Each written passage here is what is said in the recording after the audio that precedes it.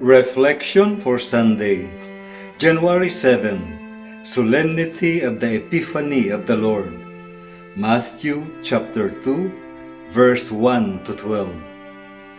The story is told about a man who was thinking of something that he can give Jesus this 2024. So, he was asking himself, what can I give Jesus this year, being the year of prayer?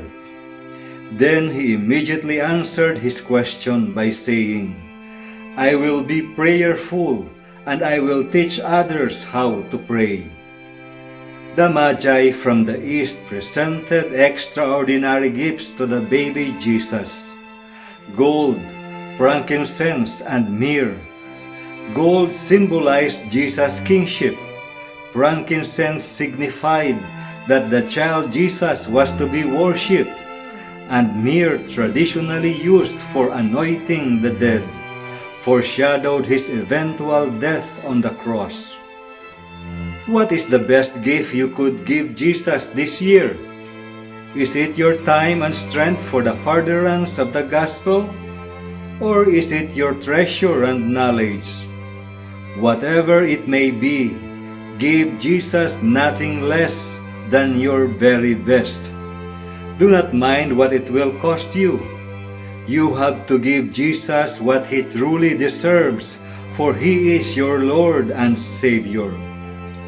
Sometimes it is very hard to give, especially if we will not immediately receive something in return.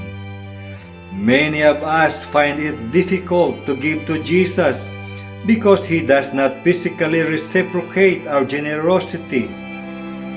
But where can we find Jesus in this era of social media, such as Facebook, Twitter, Instagram, and so forth? Can we find Jesus in these social media platforms? No, we cannot find Jesus there. Jesus is in the poor you pass by every day, in the hungry and homeless you always see, and in anyone who desperately needs your help. Have you ever felt the desire to give them something but you held back? Don't hold back when you see or pass by them again. Give them something, no matter how small or insignificant it may seem to you, for that something means the world to them.